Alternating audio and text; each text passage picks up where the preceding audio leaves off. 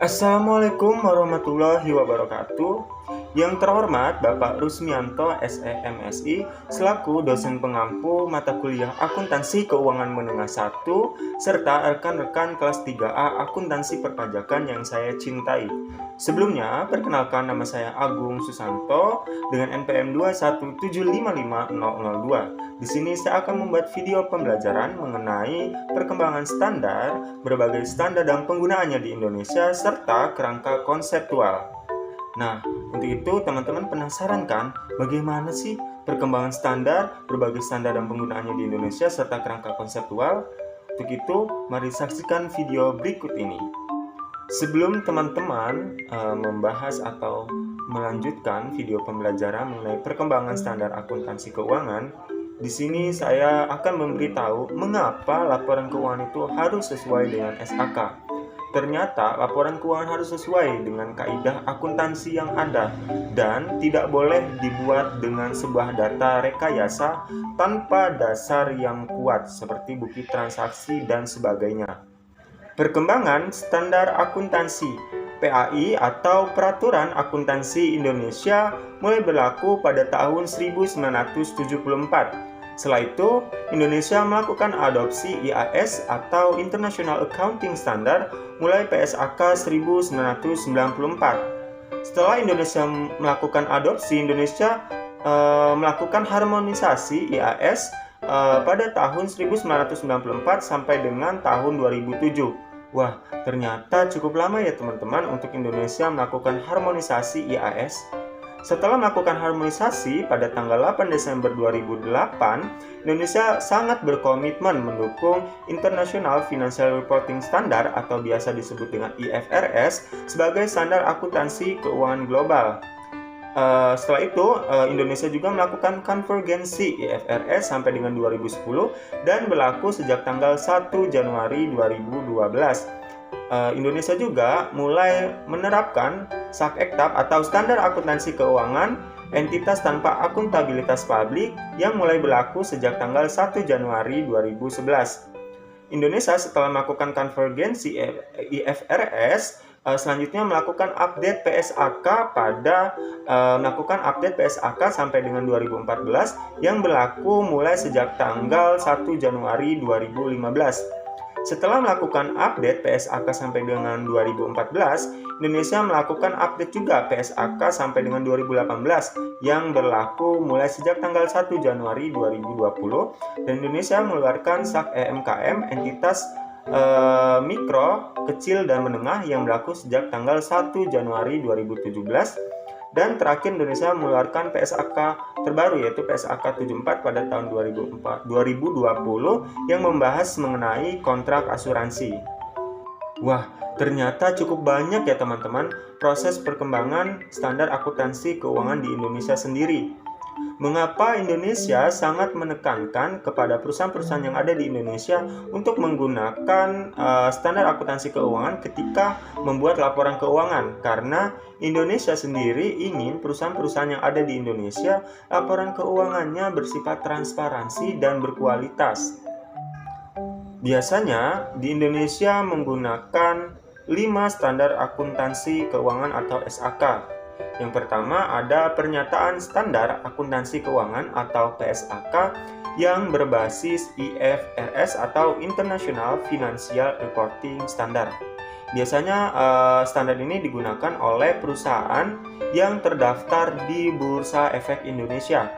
Selanjutnya, Indonesia juga menggunakan standar akuntansi SAK-EKTAP atau yang kini akan berubah menjadi SAKEP mulai efektif dari tanggal 1 Januari 2025. Biasanya yang menggunakan standar ini adalah pengusaha yang tidak terdaftar di Bursa Efek Indonesia. Selanjutnya, Indonesia juga menggunakan SAK EMKM atau Standar Akuntansi Keuangan Entitas Mikro, Kecil, dan Menengah. Biasanya yang menggunakan standar ini adalah pengusaha yang berpenghasilan di bawah 50 miliar. Namun, pengusaha yang menggunakan standar SAK EMKM dapat menggunakan standar SAKEP atau SAK EKTAP ketika pengusaha tersebut konsisten, artinya tidak berubah-ubah. Selanjutnya, Indonesia juga menggunakan standar akuntansi syariah. Pada umumnya yang menggunakan standar akuntansi syariah sendiri adalah perusahaan yang mengatur transaksinya secara syariah. Yang terakhir ada standar akuntansi pemerintah. Biasanya ini digunakan untuk entitas pemerintah pusat dan daerah dalam menyusun laporan keuangan. Itulah teman-teman 5 standar akuntansi keuangan yang pada umumnya digunakan di Indonesia. Baik teman-teman, yang terakhir kita akan membahas mengenai kerangka konseptual. Alangkah lebih baiknya teman-teman mengetahui dulu apa sih itu kerangka konseptual. Kerangka konseptual adalah kerangka dasar penyajian dan penyusunan laporan keuangan yang sering disebut juga sebagai kerangka konseptual, merupakan konsep-konsep yang menjadi dasar penyusunan dan penyajian laporan keuangan untuk tujuan umum. Baik, di kerangka konseptual kita terdapat tujuan. Tujuan itu maksudnya adalah tujuan pelaporan keuangan sendiri.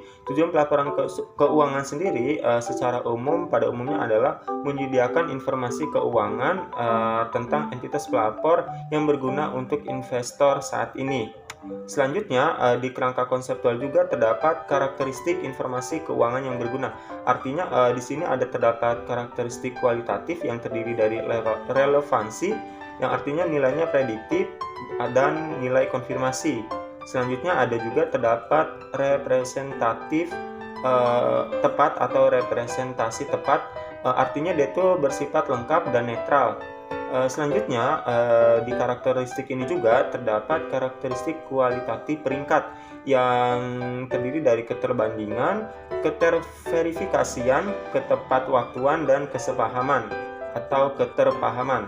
Di kerangka konseptual juga terdapat unsur-unsur laporan keuangan. Seperti yang teman ketahui, pasti teman-teman sudah banyak yang mengetahui mengenai unsur-unsur laporan keuangan.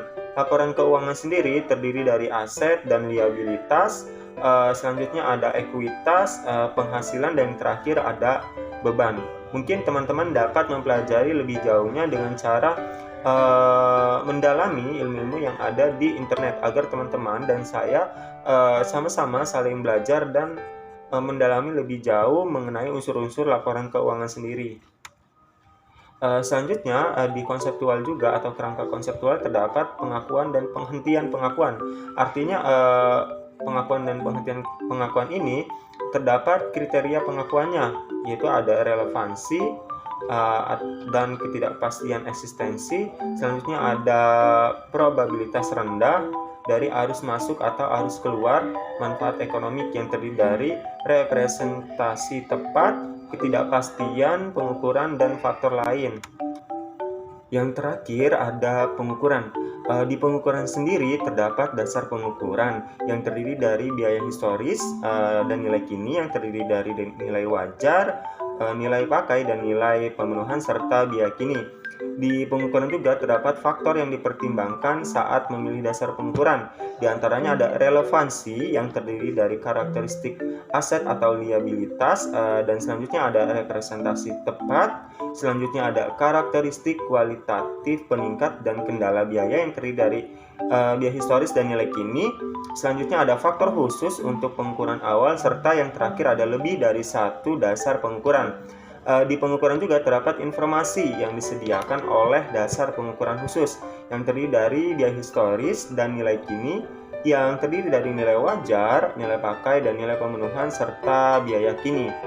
Selanjutnya ada pengukuran ekuitas, jadi ekuitas juga dapat diukur. Yang terakhir kita mengetahui tentang bahwa di pengukuran juga terdapat tekniknya, artinya teknik pengukuran berdasarkan arus kas. Mungkin cukup sekian video pembelajaran yang saya sampaikan. Saya ucapkan terima kasih kepada Bapak Rusmianto, SE MSI, selaku dosen pengampu mata kuliah Akuntansi Keuangan Menengah 1, serta rekan-rekan sekalian kelas 3A Akuntansi Perpajakan yang telah menyimak dan melihat video pembelajaran yang saya buat. Saya ucapkan sekali lagi terima kasih. Saya akhiri. Wassalamualaikum warahmatullahi wabarakatuh.